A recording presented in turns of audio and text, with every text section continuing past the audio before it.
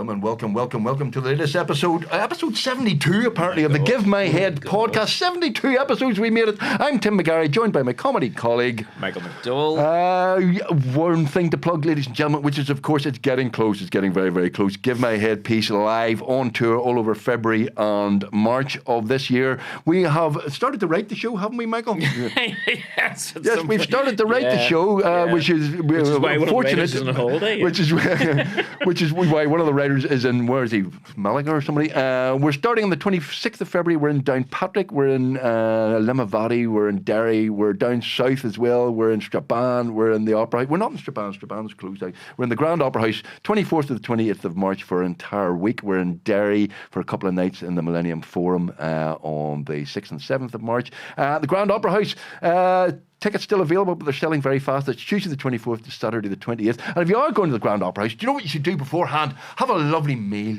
Get yourself something nice to eat just before you come and see Laugh Your Backside Off at Give My Head piece. I can recommend a couple of restaurants very close to... Michael, can you recommend a couple of restaurants? Our guest today, ladies and gentlemen, restaurateur, chef extraordinaire, par excellence, Mr. Michael Deane. Welcome. Thank you very much. Thank you.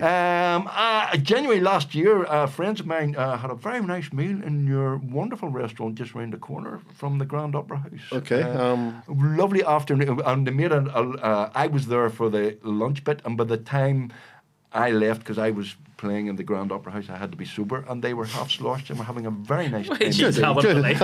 Very nice, because the food was so good, and they just decided to stay, and they had the whole 3-4 courses. Yeah, that's what we do. Yeah, you do. Yeah. You do it very well, don't you? Michael Deane, restaurateur and winner of Michelin stars and all that sort of stuff. Yeah. Do you know what I'm going to talk about? We are of a certain age. You're slightly older than us. We went to Queen's University in 1982 during the start of the Troubles. There were no restaurants in Belfast. No, there in wasn't. 1982. Genuinely, when we went to Queen's University, there was big news was that KFC opened a branch. Scandia. The Scandia restaurant, and there was something, Chiro's, was there? Chiro's, yeah. So that was the kind of landscape. Now, the Troubles, it wasn't a great time to be a restaurateur. How did you get into it? Did you decide there's a gap in the market here? I decided when I was at school, I hated school. You hated school? Oh, I hated it. But I wanted out, and I wanted to either cut hair or cook. Right. I wasn't one of those chefs who was taught to cook by their grandmother or their mother. I thought cooking would have been the easier option. And during the Troubles there, my father took us down towards Donaghadee, Grimsport. And I started in an Imperial Hotel in Donaghadee. Right. And I was opening boxes of breaded orange place fillets and Black Forest gatos. I thought that was cooking. I had a lot to find out. But it was a start. Black Forest Gatto is lovely. That was the old days. You got a prawn cocktail to start with, a steak, and then finish with your Black Forest Gatto. Tea, bread, and butter. That was the 1980s dinner, wasn't it? Yeah. So you're from Lisburn, are you? Originally, where are you I was from? born in Lisburn, Lambeg, that sort of part of the world. Yeah. Right. And grew up the Murray. Troubles down to Donaghadee, Grimsport, and then did Dad take you just away out of that Troubles, or was it? Well, yeah, the Troubles were quite disturbing, I think, to a lot of people. We just wanted to get out down the country, I suppose. But then I took off and I went to London, right, and I spent quite a long time there because I needed to sharpen my knives. I needed to get a proper career in this.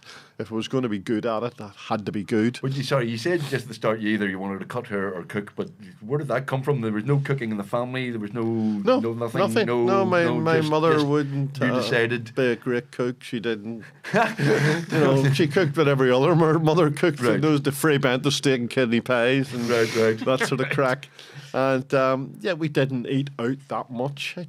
There was something you couldn't, because the rad blowing everything up.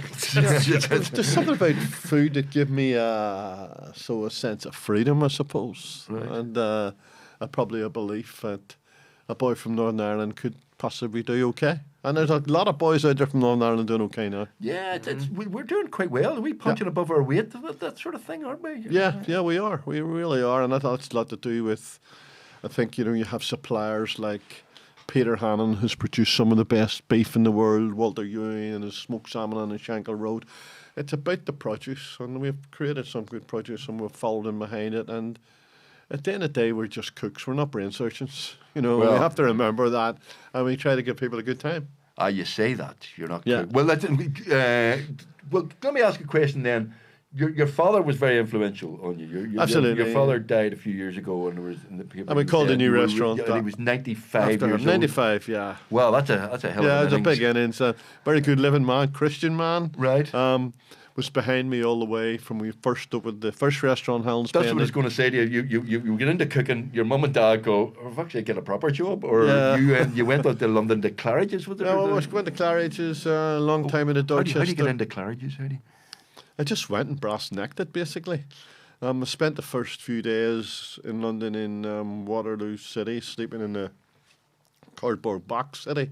Really? Yeah, and then I just went... Really? You were under the bridge in a cardboard Yeah. box? I just went knocking on doors. It's very, very hard for a Belfast boy in the 70s and 80s, long black hair, to get a job anywhere. Right. Because we were seen as what we were seen as. Yeah. And Let me into your kitchen. It'll be fine. Don't yeah, worry. yeah, it was... Don't worry about the knives. They haven't gone missing. yeah, I know. And so I just started, and I was... But so you just knocked on doors and says, "Give us a the job," doors. basically. And you can get a job probably in any kitchen now in London if you went it, because staff shortages are so deep and heavy.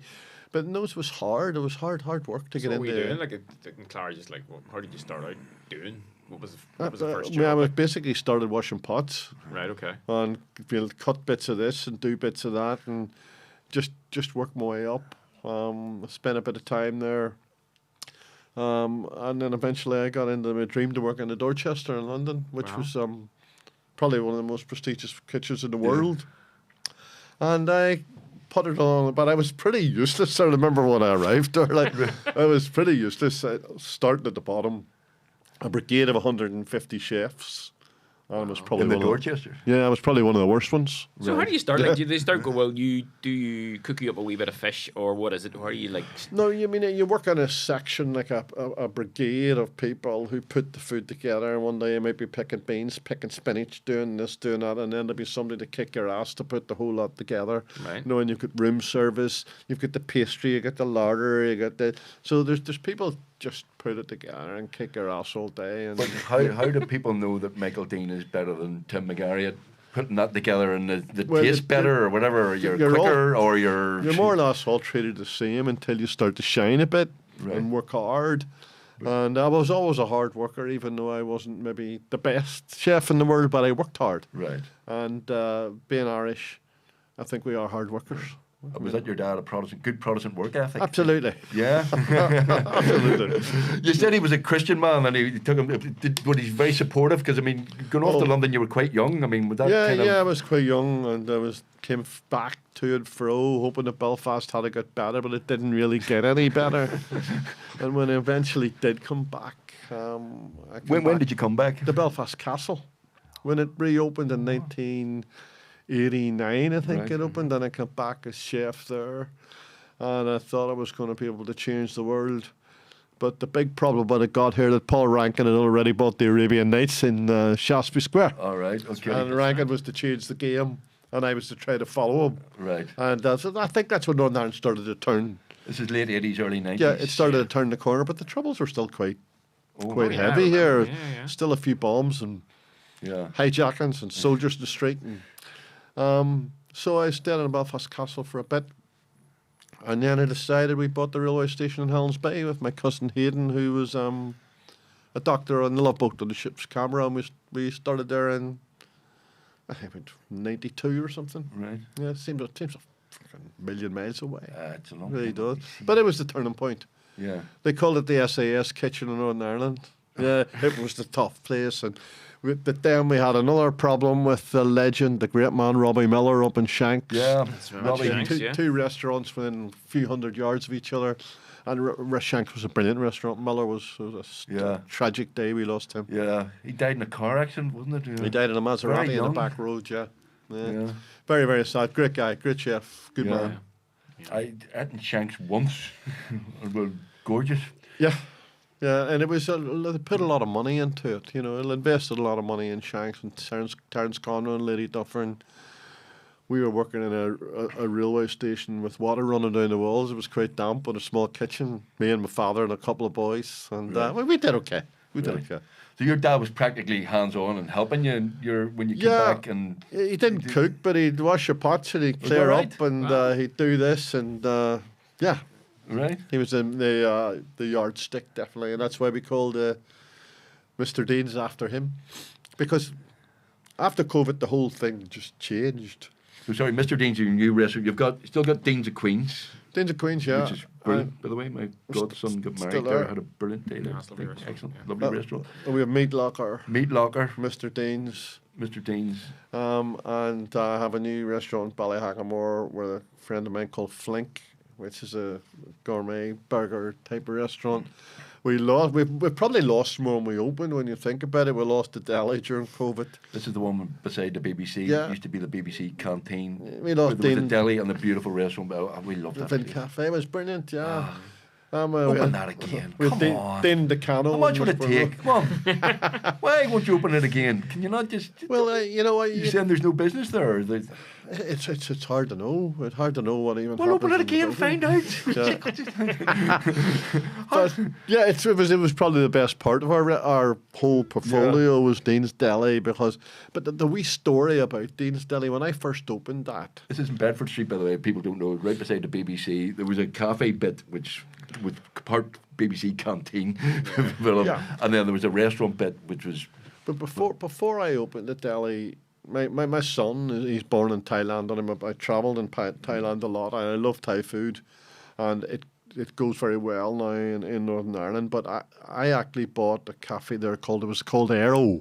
Yes. After right. Restaurant 44, That's right, Yes, yeah. which was a big success. Aero didn't seem to work that well. We bought the building, and we opened it as a restaurant called Chuck D. Right. I don't know if you remember that, but that was Marco's name in Thailand, which means good luck. Okay. Also means house of D in Irish. Right. We opened that, and we were still waiting for people to come in. Right. Nobody just came in. Nobody went. Yeah. And the bank kept phoning me saying, "You'll have to spend some of your own money, Mr. Deane. You can't keep spending ours." And it was on the 7th of December, that I closed it, and Dean's Deli was born on the 11th of December, and it was no looking back. Right. Absolutely no looking back. And it was a tremendous success for us. Is that because punters are fickle, or they just like the colour black, or what did you do? What was the secret? It's because What was I the think secret? we decided to do, I suppose, what people wanted. I don't always believe the customer's right, but they're always the customer. Yeah. That's true. And we served fish and chips, we served sandwiches, we served steak, we served curry, we served a bit like we do in Mr. Deane's now. Yeah. And it worked. And worked for a long time. There's a lot of pretentiousness around some cooking, isn't there? Oh, totally. Is it an art form, or is it just serving up what people want? Well, are you in between, or you kind of go, because you've won Michelin stars. You don't win a Michelin star just by having an ordinary fish and chips. No, or I mean, steak. the Michelin star was all about consistency, and we held for over 25 years or which whatever, and that was it. But whenever I opened Mr. Deane's, I said to myself, I'll write the menus. My chefs help me very well, and all very talented, but I says, I want no more chefy words. Right. Like textures and constructed and deconstructed. And I says, I just want to write what people can understand. Right. Because people... You can charge a lot more if you put it in French. Absolutely. You see, you put it in French, and you go, people go, I'll have that. No, and the customer has no clue. Well, I don't know what it is. It must be good, yeah.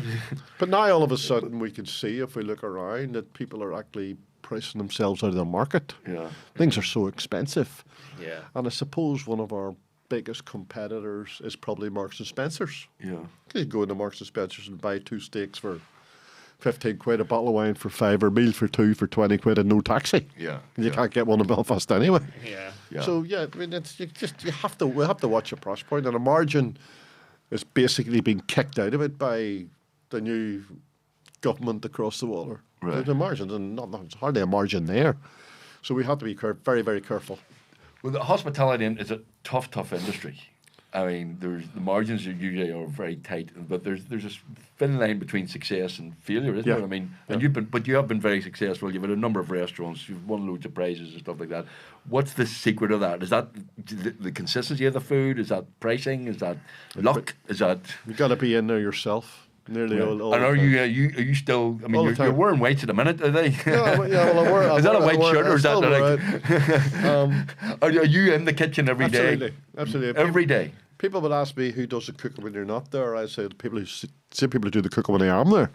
Like there's a team of us. There's 20 of us in Hart Street, and I like to see everything. I don't touch everything. I'm not a maniac like I used to be when I was hunting for star Michelins and that. But I still like to see what's going on. I like to taste things. I like to see that we're moving forward and we're running a good business. Yeah. And is most of your work now a business or is it cooking itself? You know, you got to pay the bank, you've got to pay your staff, you got to pay people, and you got to pay rent. And of course, the food's got to be of a good standard. Yeah. But business is difficult. It's a hard business as well in terms of social life and stuff like that. I mean, there's the whole thing about kitchens have a reputation, and that's your. Yeah. We call your Scottish man who shouts at people a lot. There's a whole reputation of shouting. Gordon Ramsay, yeah. There's that reputation of shouting, but also you're working very antisocial hours. Chefs and kitchen staff and restaurant people, they work very hard, but they also play very hard when they're off. Is there a lot of that goes on? Did you do that? Are you knackered now? No, I was never really into that. Probably because I couldn't afford it when you're working at Dorchester to get any money. But now I think in chefs and waiters and managers, things are definitely a lot calmer. People would be more into better eating habits, better into fitness, better into travel. But before, a lot of people, you look at the Tony Bodine days and that there, people were off our heads half the time, even when we were working.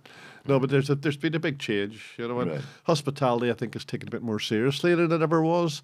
And you can have a good life in it. You can travel the world. You'll have food in your stomach. You'll have pound in your pocket. And you wouldn't do it if you didn't love it. Yeah. And they say this whole celebrity chef thing now. Has that helped?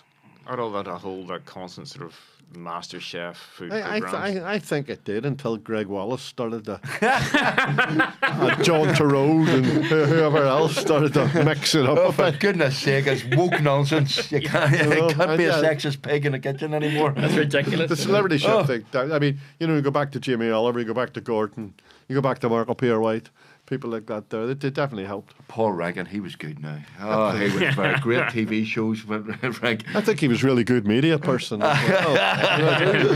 you rivals? Yeah, we're actually cousins. Are you cousins? We're second Seriously? cousins. I did not know that. We didn't know until about 20 years in. Right. That my mother was bridesmaid at his mother's funeral, and they were actually first cousins, and I think they sort of fell out over something. And we didn't know until Paul phoned me up a few years back and said, "Do you know we're actually second cousins?" I said, "Sure, not make any difference." Because he was slightly before you in opening. What was the famous restaurant that he had that was... It's Roscoff. Roscoff's. Yeah, Roscoff's, which was high-end... For Belfast, I hadn't seen it was a proper brilliant. high-end And, restaurant fair in play to Belfast the man. He took for on 30 years. the Arabian Nights on the corner of Shaftesbury Square, which was closed by the health authorities. Right. He went in, he painted it white, put a few sheets on it. Jeannie Rankin, his wife, was drop dead gorgeous Canadian. Mm-hmm. And they just went for it. They blew people's minds. It was a brilliant restaurant. Really, really good. It was a place to be in the late 80s, it's early 90s. It's really strange looking at it now because it was that and then KN, wasn't it? After it became KN. Well, I think that's where Paul probably made his mistake. They lost the Star Michelin, which happens. Yeah. And he decided to rebrand. Yeah. And he opened a KN, and I think there was no way back for him there then. But it's funny looking at it now, just again, back sort of derelict now again. Yeah. So it's easy to lose a Michelin. How do you get one?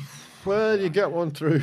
Surely you must know when the guy from Michelin turns up, the guy with big tires around him. You do and you don't. Give us the soup there, and you go, It's Mr. Michelin. It's Mr. Michelin. Be nice to him. You wouldn't get a star over one meal. It would need to be at least over 5 or 6. Right. So need to. And are they secret people who arrive? You've no idea. You get to know a lot of them over the years. I was going to say. They book under different names. They become a master of disguise. They grow beards, they have longer hair, whatever. And What, they come up with glasses and all? But they must come out. Somebody comes into the kitchen and goes, Michael, fuck's sake, you'll never guess who's in.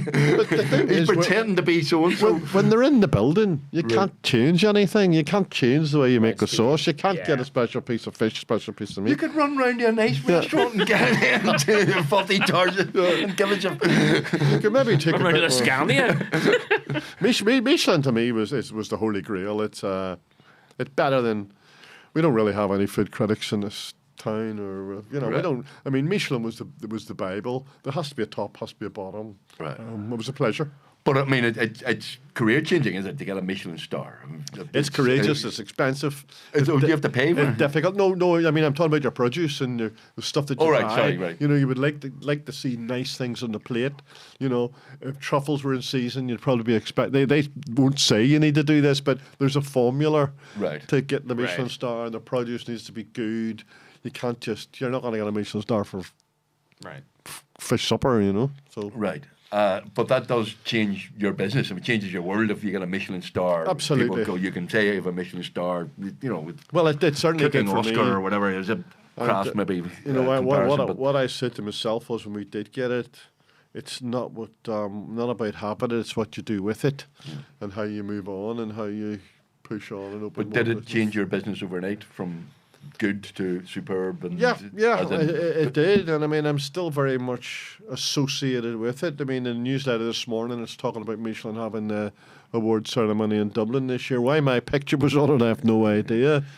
But I said there would be a third Michelin star in Dublin this year. That's why they're obviously here, and everybody thinks it's us in the paper. So you know, it's definitely the linchpin. It's the buzzword around Michelin, and a lot of people would say they don't care about it. They don't want it. They don't. It is. It's a buzzword. It was a pleasure. Is there any here at the minute? The Ox? Yeah, you've got Ox, Stevie Tobin and Ox, and Alan, who used to work for me, his manager. Superb restaurant. You got Gareth McCauley and Muddler's Club. They've still got the two, and I really hope, and I pray that they can hold on during the way the world is at the moment. You know, you've got to pay your staff now from every penny. It's not as if you used to go in and do 100-hour week just because you love the job. Now you've got to pay the staff for every moment that they work.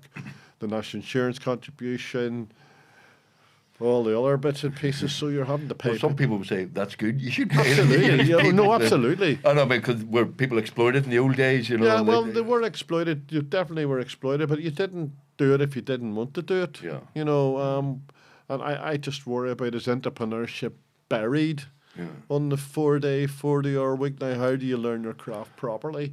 People say that in all sorts of industries, that young people today, they're lazy and they're on their phones all the time. Are you thinking that? I don't know. Are people as enthusiastic?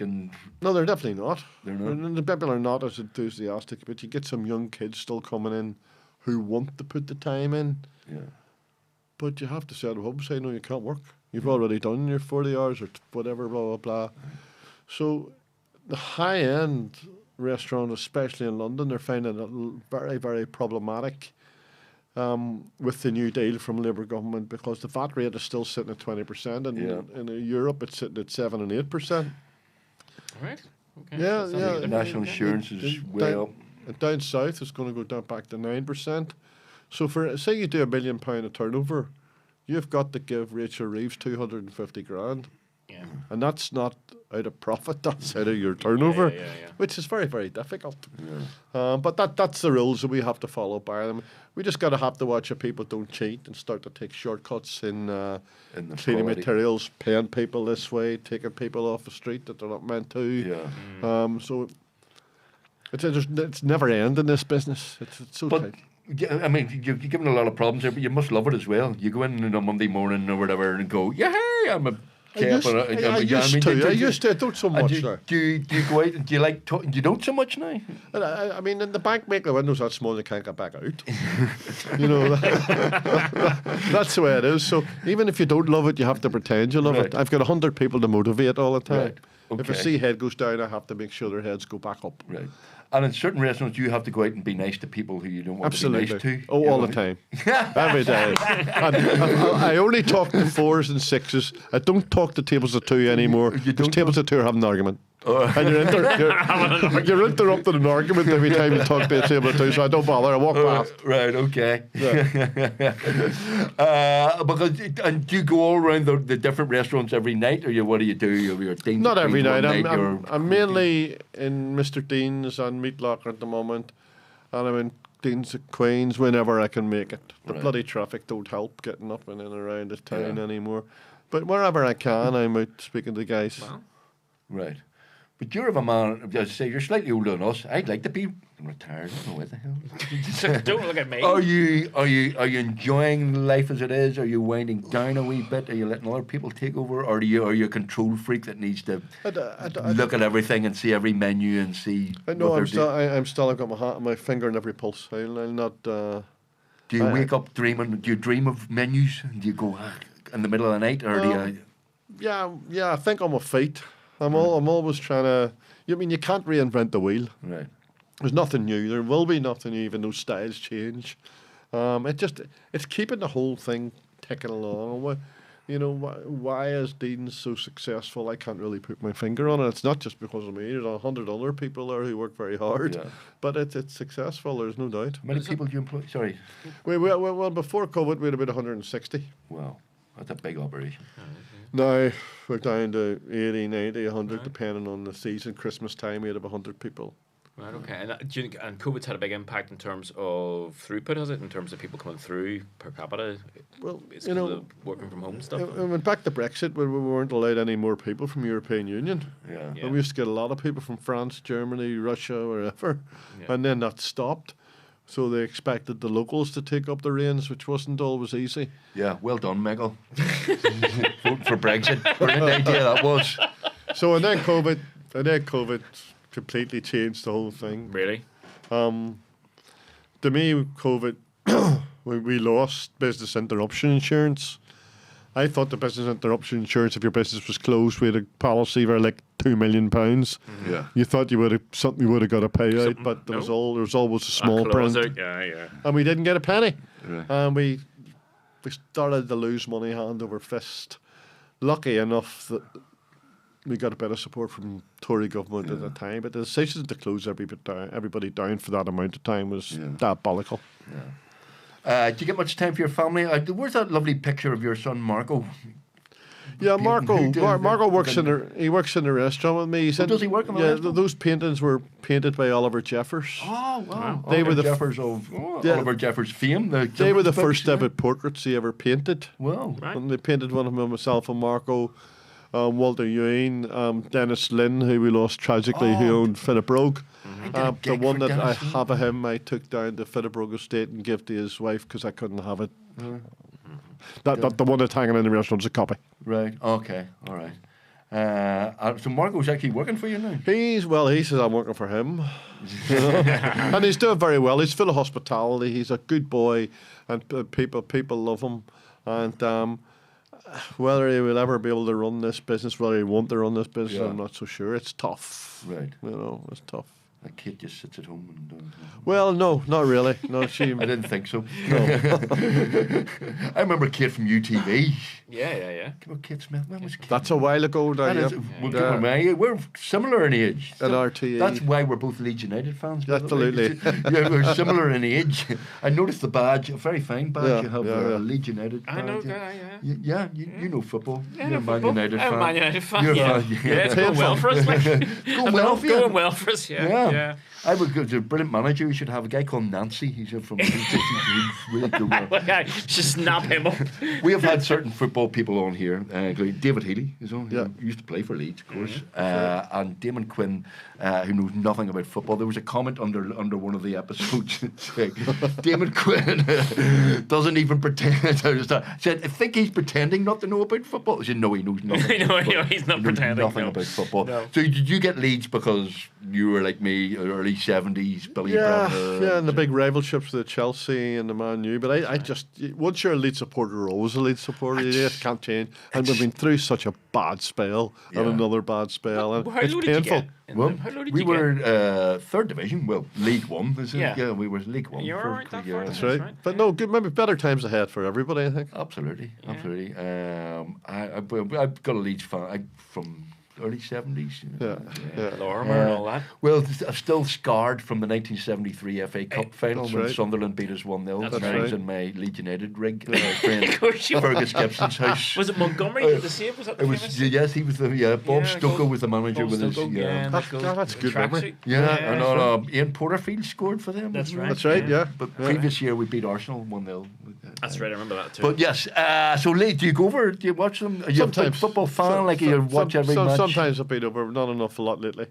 But every time the game's on, I watch it. Yeah. Or listen to it. If it's Saturday afternoon, I have to listen to it. Or, yeah, I'm die-hard Leeds fan. And do you get a social life in your job? Do you go on holidays? What do you do? For We have a relaxing? property in Portugal. Right. So I think ever since COVID, I don't really want to go anywhere else. Right. I don't really want to travel too much. I go there, I'm 2 hours on the plane, taxi there on the terrace, Right. Balvina Verde.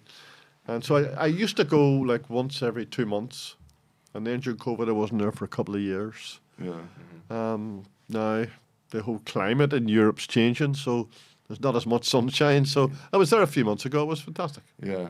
And that's how you relax then. If you go to Portugal for a fortnight, do you feet up, book?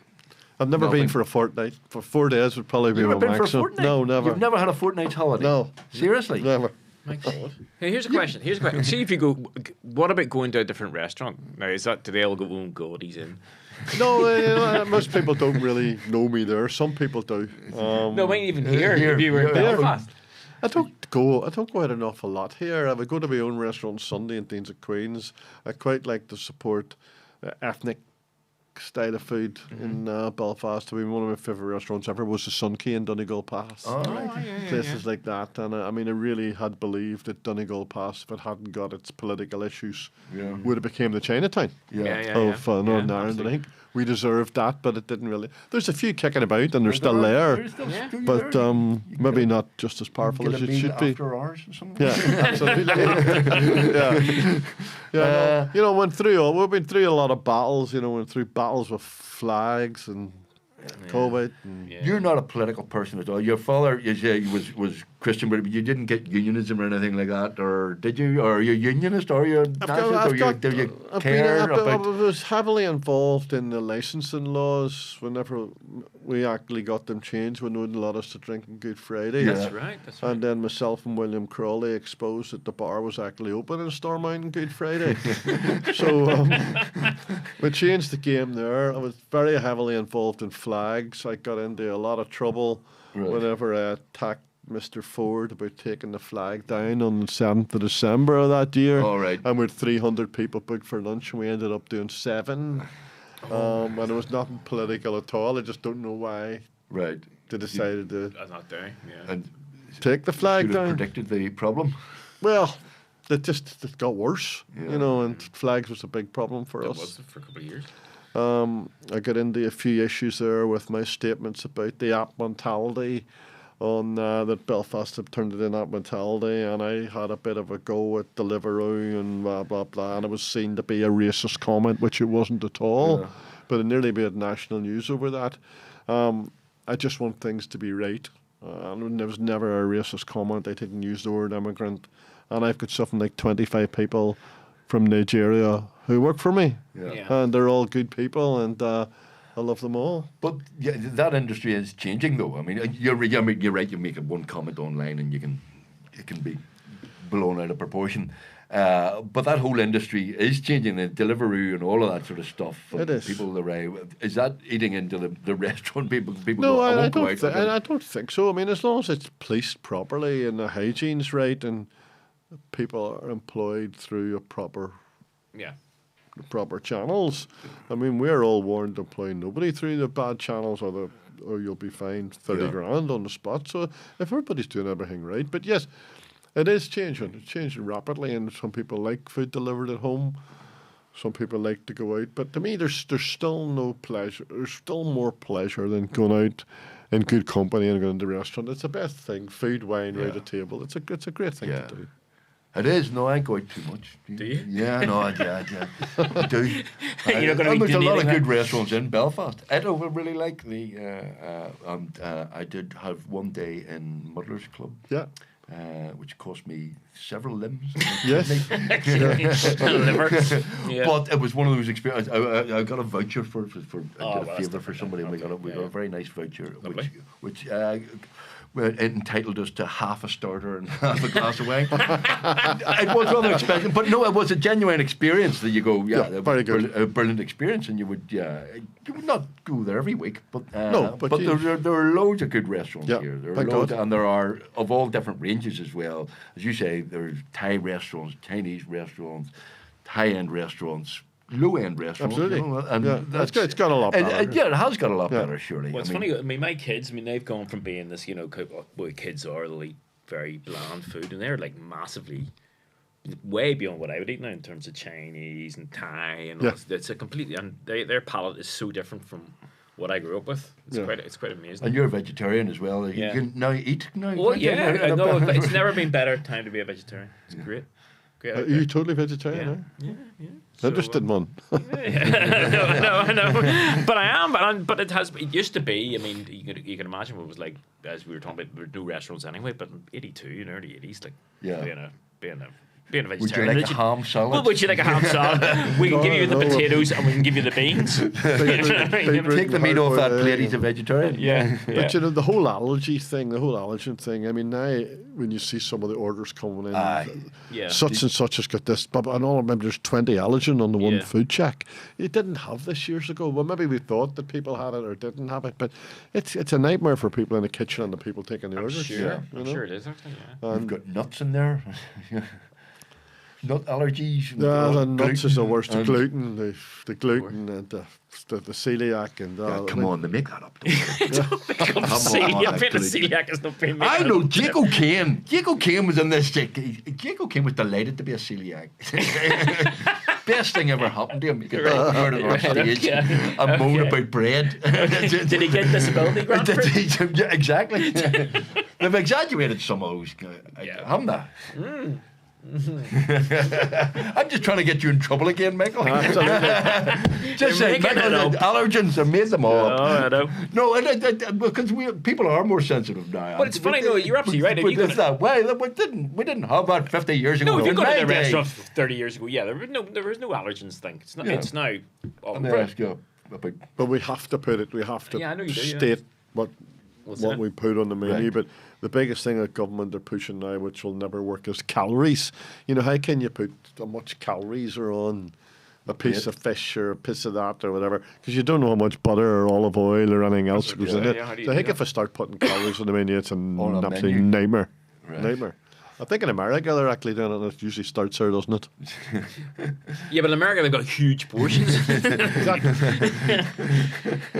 can't remember we were down in Memphis and they came down and they said I wasn't eating it. I was a vegetarian and they had a half rack or whatever it was of ribs and this thing came down. It was the size of the table. Yeah. That was for one person. Crazy. You mad? Yeah.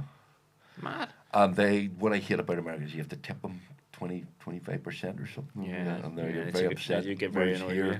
do your waiters and waitresses get the tips now? It's all very. Well, that's been a It has conversation been a conversation because over the years. And now people don't leave cash anymore because it's all. Well, cards we and we stuff. we were involved one time with a scheme that the Labour government called was Operation Gourmet, Right.